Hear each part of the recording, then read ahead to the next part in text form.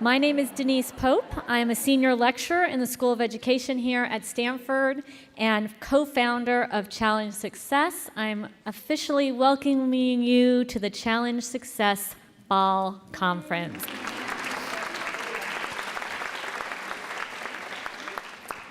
This is our 9th year of hosting this annual conference, and once again, we have at least RSVPs sold out the biggest auditorium on campus.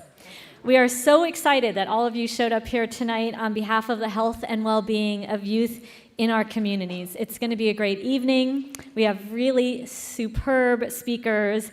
And before we begin, I just want to take a moment to introduce my co-founders, Madeline Levine and Jim Lobdell. We'll get a round of applause for Madeline and Jim.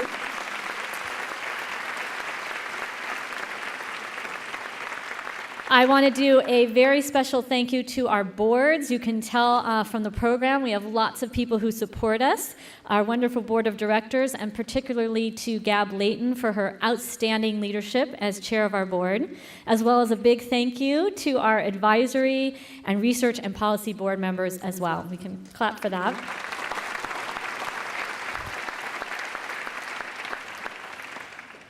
And I want to thank our incredible, hardworking staff and all of our amazing volunteers who show up year after year to help with this event. It truly takes a village to do what we do, and we could not do it without all of you. So thank you to our staff, our volunteers, our boards, the co-founders, and everyone in the audience who showed up tonight.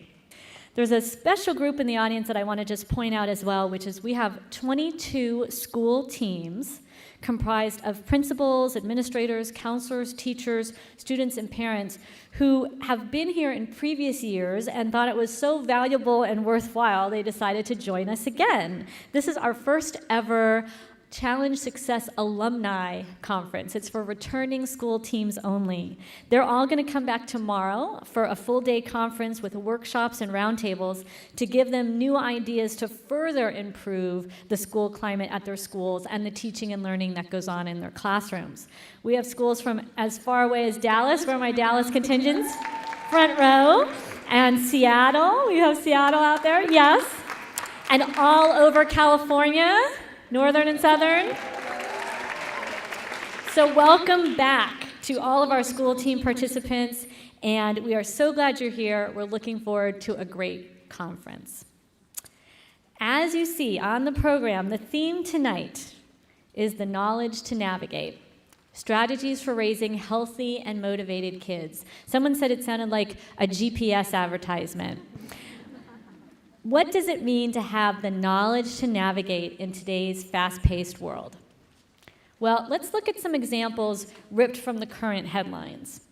Raise your hand if you've heard about the recent cheating scandals at Harvard or at Berkeley High or Stuyvesant High in New York. It's been in the media a lot. At Harvard, about 100 students allegedly cheated on a take-home exam. About 30 students were caught at Berkeley High last spring hacking into the computer system, changing attendance and grades. And about 70 students were caught in New York at Stuyvesant High School because they used their cell phones to cheat and spread pictures of the Regents' exam. And people have been shocked by these stories. They just can't believe really smart, high-achieving students like these would compromise their values and commit such dishonest acts and jeopardize their futures for a grade on a test. And what is even more shocking to some is that some teachers admitted that they knew the kids were cheating in different ways at the school, but they also knew the kids were stressed out and overloaded, and so the teachers were resistant to punishing them too severely for the dishonest behavior. Can you believe it? In one example reported in the New York Times, a teacher caught a student cheating on a math test, but didn't want to fail her because she knew the senior had just been accepted to a great college, and she didn't want to jeopardize her admission status. Here at Challenge Success, we were not shocked by these stories in the media. We had just looked at 15 years worth of research on cheating, and we knew that about 80 to 95% of all high school students admit to cheating, and about 75% admit to cheating multiple times throughout the year. We wrote a white paper that is being released this very night that debunks several misconceptions about cheating. You think cheating isn't a problem at your kid's school? Think again. Think that students cheat in the same ways today as they did in the past? No, not with all the technology that's now available to them. And do you think that there isn't anything to be done about the magnitude of the cheating problem? Well, we are happy to say that that is also a misconception. Our white paper summarizes and analyzes the research in an easy-to-use format and then lists 5 misconceptions. We debunk those, and then we give you concrete actions that educators and parents can take immediately to increase academic integrity at school and at home. In other words, in our white papers, we offer educators and parents and students and community members the knowledge to navigate and to learn strategies for raising healthy and motivated kids. So while you're on the website downloading that, and we also have a white paper on homework that we put out this spring, you might want to check out some of the other exciting things we're doing at Challenge Success.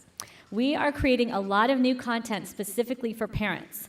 Many of you have taken and know about our live parenting classes for parents of elementary and middle school age kids. And we still have limited space in our upcoming Marin and Walnut Creek classes beginning next week. So if you want to attend those courses, Gina, our parent ed person, would want you to go immediately to the website and sign up. We also have put our parenting classes online, so you can take them from your laundry room or your living room. And we've created a series of FAQs, which stand for Frequently Asked Question Videos. We have FAQs with Madeline Levine and myself and Ken Ginsberg that focus on sticky questions for kids in grades K through 12, like, what do you do if your 3rd grader hates school? And how to handle an 8th grader who wants to get a body piercing. These are the questions that really matter in the moment when you're asked, and we have the answers on video. Soon we will be posting similar FAQ series for parents of preschoolers. Yes, we're moving down to the 2- and 3-year-olds, so be sure to check the website for those videos as well.